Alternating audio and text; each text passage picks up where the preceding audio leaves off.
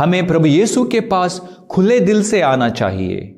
उसे जीवन की रोटी के रूप में प्राप्त करने के लिए तैयार होना चाहिए।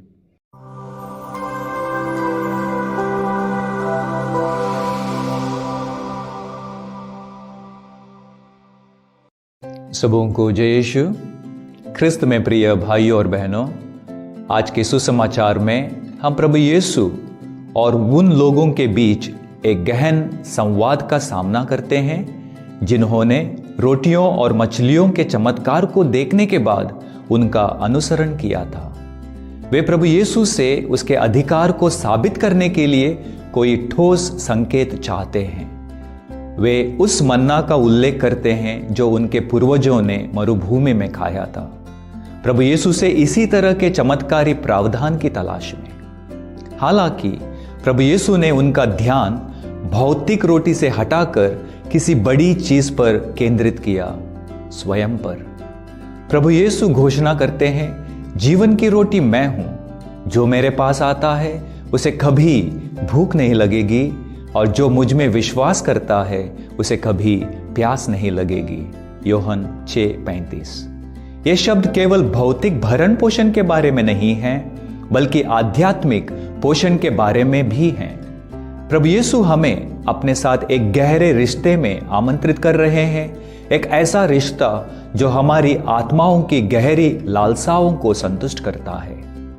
जैसे ही हम इस अंश पर विचार करते हैं, हमें याद दिलाया जाता है कि जैसे रोटी हमारे भौतिक शरीर को बनाए रखती है, वैसे ही प्रभु यीशु हमारे आध्यात्मिक स्वरूप को बनाए रखते हैं। वह हमारी शक्ति का स्रोत, हमारे विश्वास का निर्वाहक और हमारी आत्माओं का पोषण है। ऐसी दुनिया में जहां हम अक्सर भौतिक संपत्ति, स्थिति या उपलब्धियों में संतुष्टि की तलाश करते हैं, प्रभु यीशु हमें कहीं अधिक संतुष्टिदायक चीज प्रदान करते हैं, स्वयं को। जब प्रभु यीशु स्वयं को जीवन की रोटी के रूप में बोलते हैं, तो वह हमें उनमें बने रहने, उनकी शिक्षाओं, उनके प्रेम और उनकी कृपा में भाग लेने के लिए आमंत्रित करते हैं। यह उस व्यक्ति के साथ घनिष्ठता, मेल जोल का आह्वान है जो हमें शाश्वत जीवन प्रदान करता है।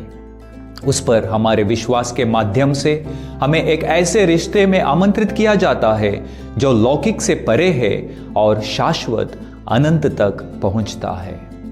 लेकिन इस निमंत्रण के लिए हमसे प्रतिक्रिया की आवश्यकता है। हमें प्रभु यीशु के पास खुले दिल से आना चाहिए। उसे जीवन की रोटी के रूप में प्राप्त करने के लिए तैयार होना चाहिए। हमें उस पर विश्वास करना चाहिए, उसके वादों पर भरोसा करना चाहिए और उसके प्रेम को हमें भीतर से बदलने की अनुमति देना चाहिए। प्रभु यीशु को बौद्धिक रूप से स्वीकार करना ही पर्याप्त नहीं है। हमें पूरे दिल से स्वीकार करना चाहिए और उसकी उपस्थिति को हमें आध्यात्मिक रूप से पोषित करने देना चाहिए। आमीन।